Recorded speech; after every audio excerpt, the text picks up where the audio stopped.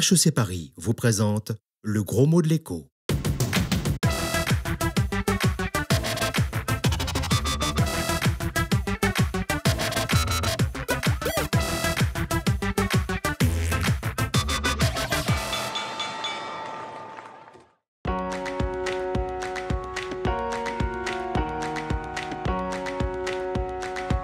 Bonjour et bienvenue dans le gros mot de l'écho, l'émission bilingue français charabia économique. Le mot de la semaine a beaucoup résonné ici, derrière les murs du ministère du Travail. Avec la loi El Khomri, la France tente de mettre la flexi-sécurité à sa sauce. Flexi-sécurité, un concept qui vient du froid puisque le champion du monde, c'est le Danemark. Alors, machine à précariser ou remède miracle contre le chômage? Nous vous avons posé la question. Flexi-sécurité, je ne connais absolument pas. Non. Qu'est-ce que ça pourrait être C'est en lien avec tout ce qui est espionnage économique, peut-être. Donc une flexibilité accrue pour les employeurs. La sécurité, c'est plutôt pour les travailleurs, leur donner des contrats qui puissent leur garantir au moins une durée dans le temps. Moi, je trouve que flexi et sécurité, pour moi, c'est un peu antinomique. Traduction maestro. Cette semaine, c'est Eric Heyer qui s'y colle. 49 ans, toutes ses dents, et directeur de l'OFCE, l'Observatoire français des conjonctures économiques.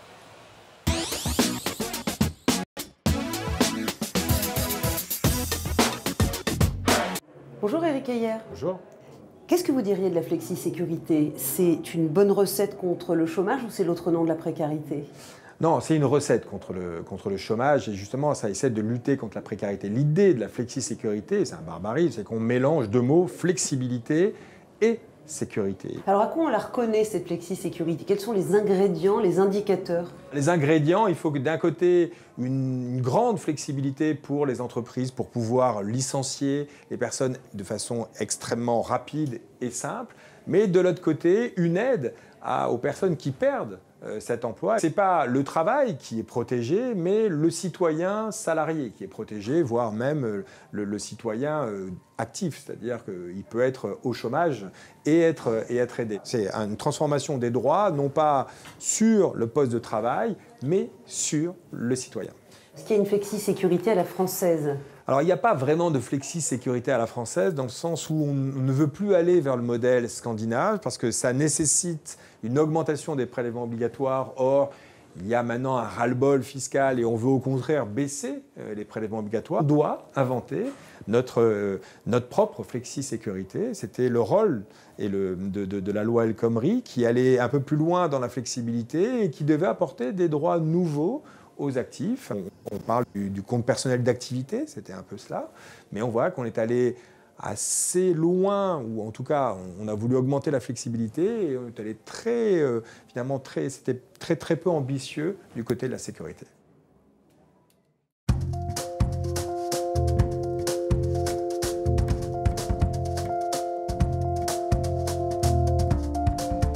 Si j'ai bien compris, la flexi-sécurité est encore en chantier en France, mais ça bouge. Notamment dans l'industrie automobile où direction et syndicats ont passé des accords. 0 licenciement en échange de plus de travail à salaire constant. Mais la flexi-sécurité, ça peut prendre d'autres formes, notamment dans les PME, comme ici à Sèvres chez J'Expertise. On va aller rencontrer le patron.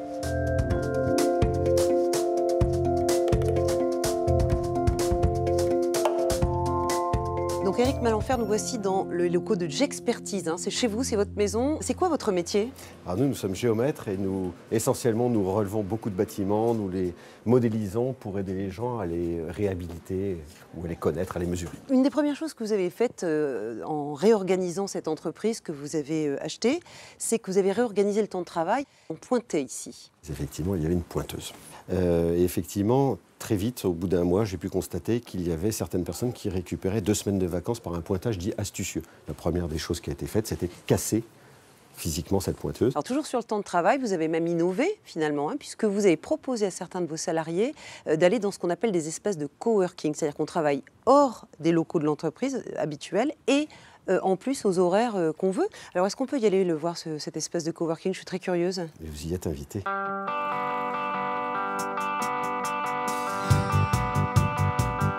Bonjour. Bonjour, messieurs, dames. Alors nous y voilà dans l'espace de coworking. Quel intérêt ça a pour vous? Disons que le temps de travail, ce n'est pas 7h30 par jour, chaque jour. Les jours sont en réalité différents. En moyenne, c'est à peu près le temps qu'on y met, mais on peut finir plus tard ou plus tôt en fonction du contexte. Et l'intérêt aussi, c'est que vous ne travaillez pas qu'avec vos collègues, vous pouvez accueillir des informaticiens comme vous, mais qui viennent de l'extérieur. En effet, nous avons, sur des expertises que nous n'avons pas en interne, nous faisons appel à des prestataires externes qui sont des spécialistes dans leur métier. Ça permet aux salariés en interne de se former au contact, par infusion, au contact de ces spécialistes. Adapter le temps de travail aux contraintes de production d'une entreprise et aux besoins spécifiques de certains salariés, voilà un exemple de flexi-sécurité à la française. Donc, si je résume... Concept qui venait du froid, la flexi-sécurité n'est en Europe du Nord, un peu comme le Père Noël finalement.